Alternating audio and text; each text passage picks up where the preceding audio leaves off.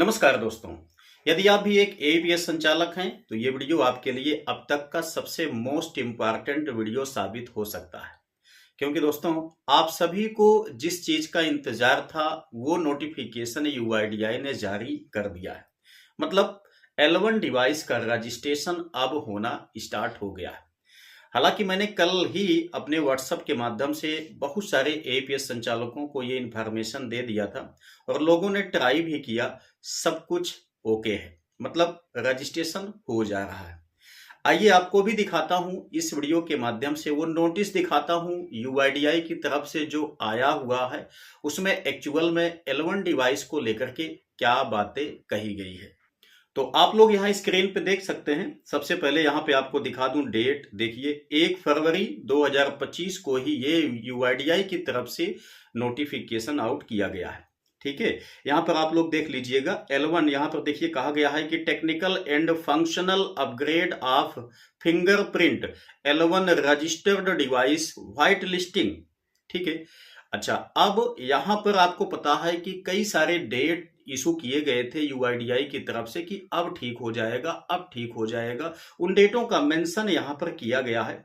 ठीक है, बस। अच्छा उसके बाद देखिए नीचे आता हूं। यहाँ पर आप लोग देखेंगे बताया गया है कि the white listing of the following fingerprint L1 registered devices with the below mentioned latest registered device service.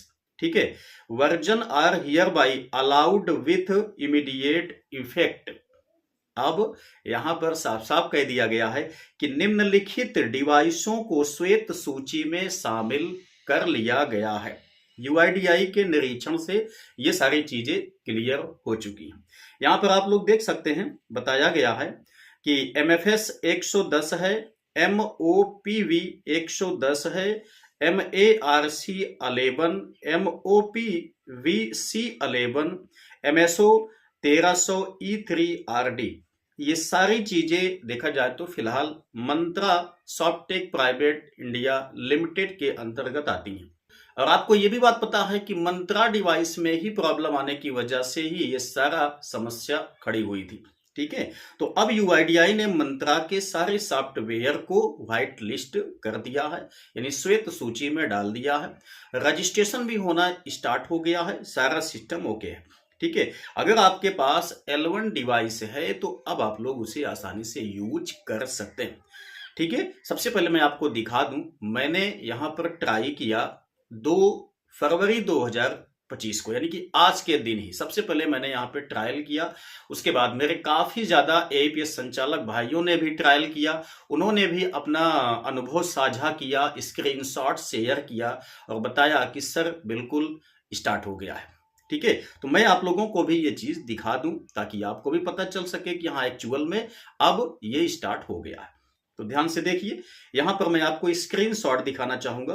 ठीक है, आप सबसे पहले यहां पर ध्यान दीजिए, ये है संडे 2 फरवरी 2025। आप लोग देख सकते हैं 2-2। ठीक है ना, आज संडे का दिन है, यानी कि 2 फरवरी 2025 है। ध्यान दीजिए सुबह 6:40 पे ये आपका सारा सब कुछ किया गया था, मतलब टेस्ट किया गया। अब ध्यान से समझिए, यहां पर देख लीजिए MFS 110 कहा गया you have successfully converted Aadhaar L1 registered device. ठीक है ना, यहां पर देखिए MFS 110 इनिशिएटेड सक्सेस।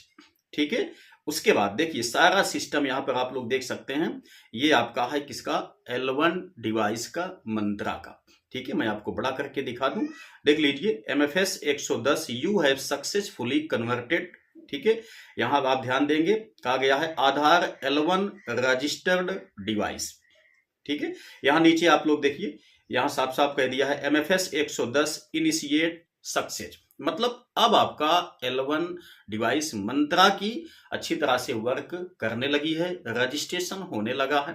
अब दोस्तों जब प्रॉब्लम मंत्रा के L1 डिवाइस में थी, जिसकी वजह से ये सारी समस्याएं उत्पन्न हुई थी, रजिस्ट्रेशन भी मतलब कि प्रतिबंधित किया गया था, तो जब मंत्रा को यूआईडीआई की तरफ से व्हाइट लिस्ट कर दिया गया है, तो जो अन्य डिवाइसों में जिनमें प्रॉब्लम एक्चुअल में थी ही नहीं, ठीक है ना, वो सारी डिवाइसें भी अब आपकी यहीं से, यानी कि कल के डेट से ही, आज से नहीं, कल यानी कि 1 फरवरी से ही दोस्तों ये आपका सब कुछ रनिंग स्टार्ट हो गई है।